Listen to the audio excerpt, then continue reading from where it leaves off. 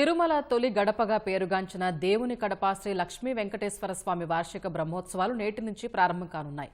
TTD ఆధ్వర్యంలో 28వ తేదీ వరకు జరగనున్న బ్రహ్మోత్సవాలు ఇవాళ రాత్రి అంకురార్పణతో మొదలవుతాయి. ఉత్సవాల సందర్భంగా ఆలయాన్ని సర్వాంగ సుందరంగా తీర్చిదిద్దారు.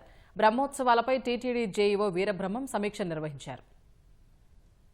కడపలోని దేవుని కడపలో వెలిసిన శ్రీ లక్ష్మీ వెంకటేశ్వర స్వామి వార్షిక బ్రహ్మోత్సవాలు ఇవాళ రాత్రి అంకురార్పణతో ప్రారంభం కానుండగా సోమవారం ఉదయం ఆలయంలో ధ్వజారోహణ కార్యక్రమం నిర్వహించి బ్రహ్మోత్సవాలను ప్రారంభిస్తారు. టీటీడీ ఆధ్వర్యంలో జరిగే ఈ ఉత్సవాలు 28వ తేదీ పుష్పయాగంతో ముగుస్తాయి. 10 రోజుల పాటు స్వామివారిని ప్రత్యేకంగా అలంకరించి వివిధ వాహనాల్లో పురవీధుల్లో ఊరేగిస్తారు. 25న జరిగే రథోత్సవానికి దాదాపు 1,00,000 మంది భక్తులు వస్తారనే అంచనాతో ఆలయ అధికారులు, పోలీసులు పటిష్టమైన ఏర్పాట్లు చేశారు. ఎలాంటి అవాంతరాలు లేకుండా ఏర్పాట్లు చేయాలని టీటీడీ జేఈఓ వీరబ్రహ్మం అధికారులకు సూచించారు. ఆ మేరకు ఆయన ఆలయంలో అధికారులతో సమీక్ష నిర్వహించారు. బ్రహ్మోత్సవాల్లో భాగంగా ఇంకా మొత్తం ఈ యొక్క ప్రాంతానంతా కూడా మొత్తం డెకరేషన్ కూడా చేయడం జరుగుతుంది. భక్తులకు ఎలాంటి అసౌకర్యం కలగకుండా ఎంతమంది వచ్చినా కూడా ఇక్కడ దేవుని దర్శనం చేసుకోవడం, వాళ్ళందరికీ కూడా భక్తులకు ఇబ్బంది లేకుండా వాటర్ ఫెసిలిటీస్, తర్వాత టాయిలెట్స్ ఫెసిలిటీ కల్పించడము,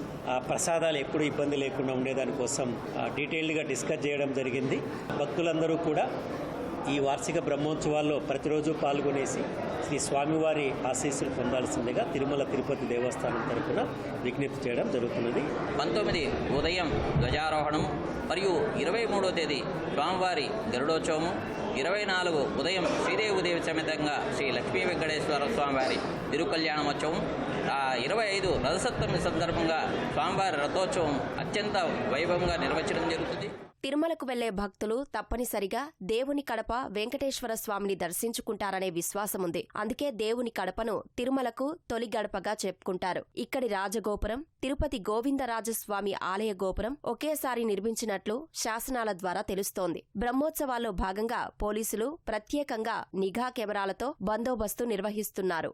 దేవుని కడప బ్రహ్మోత్సవాలు సందర్భంగా ఈ 10 రోజులు కూడా స్థానిక పోలీసు వారి సహకారంతో పటిష్టమైన బందోబస్తు ఏర్పాట్లు చేస్తున్నాం. ఎక్కడా కూడా రాజీ పడకుండా సీసీ కెమెరాల పరంగా అయితేనేమి, డ్రోన్స్ పరంగా అయితేనేమి, పార్కింగ్ ఏరియాస్లో పరంగా అయితేనేమి భక్తులకు ఎటువంటి ఆటంకం కలగకుండా బందోబస్తు ఏర్పాట్లు నిర్వహించబోతున్నాం. ముఖ్యంగా రథసప్తమి అనేది మనకు చాలా ఇంపార్టెంట్ రోజు. ఆ రోజు పటిష్టమైన పోలీసు బందోబస్తును ఏర్పాటు చేసి కడప వైపు నుంచి దేవుని దర్శనం చేసుకునేకి రథోత్సవానికి వచ్చే వాళ్ళకు ఈ పార్కింగ్ ప్లేసులు సపరేట్గా ఏర్పాటు చేయడం జరిగింది. అలాగే బైపాస్ రోడ్ నుంచి దేవుని గడపకు వచ్చే భక్తులకు సపరేట్ అయిన పార్కింగ్ ప్లేసెస్ ఏర్పాటు చేయడం ఉంది.